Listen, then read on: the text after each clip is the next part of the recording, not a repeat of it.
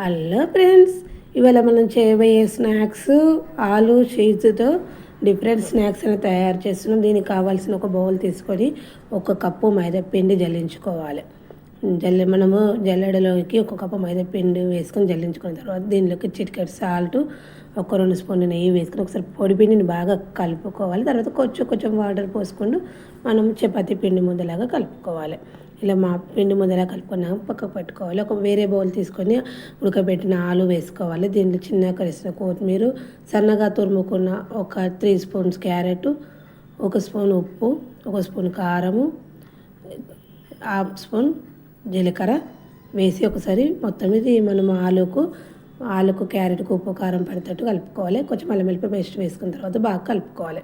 ఇలా స్పూన్తో బాగా కలుపుకున్న తర్వాత మనం చపాతీ పీటను తీసుకొని మనం ముందుకు నానబెట్టిన చపాతీ పిండి ముద్దను తీసుకొని దానిలోని మనం పొడిపిండి చల్లుకుంటూ కొంచెం మనకు అవసరమైన పిండి తీసుకొని మనం చపాతీలాగా తలుసుకోవాలి.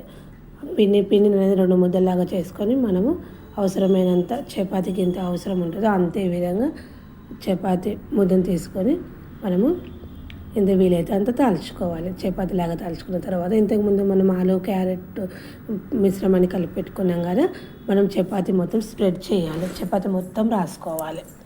మొత్తం రాసుకున్న తర్వాత దీనిపైన కొంచెము మనము చీజ్ వేసుకోవాలి. మొత్తం చీజ్ వేసుకోవాలి. సన్నగా తురుముకున్న పన్నీర్ని వేసుకోవాలి. వేసుకున్న తర్వాత దీన్ని ఇట్లా రోల్ చేయాలి. మెల్లమెల్లగా రోల్ చేసుకొని మొత్తం కొంచెం పొడిపిండి చల్లుకొని రౌండ్గా చేసుకోవాలి. ఇట్లా రోల్ చేసుకున్న తర్వాత కొంచెం పొడిపిండి చల్లుకొని రౌండ్ ఇట్లా చేసుకున్న తర్వాత దీన్ని ట్రయాంగిల్ షేప్లో కట్ చేసుకోవాలి. ఈ విధంగానే అన్ని పీసెస్ ట్రయాంగిల్ మన సమోసా షేప్లో కట్ చేసుకున్న తర్వాత దీనిలోని చిన్న బౌల్ తీసుకొని దీనిలో ఒక 2 స్పూన్ల మైదా పిండి తీసుకొని దానిలో వాటర్ పోసుకొని చిక్కగా పెరుగులాగా కలుపుకొని మనం తయారు చేసుకున్న కట్ చేసుకున్న స్నాక్స్ ముక్కలను దానిలోకి అద్దుకొని పక్కకు పెట్టుకోవాలి. మంచిగా జరిపి ఒక 2 మినిట్స్ పక్కకు పెట్టిన తర్వాత డీప్ ఫ్రైకి సరిపడా ఆయిల్ పెట్టుకోవాలి. ఆయిల్లో మనం తయారు చేసుకున్న ఆలు స్నాక్స్ని వేసుకొని గోల్డెన్ బ్రౌన్ కలర్ వచ్చే వరకు వేయించుకోవాలి.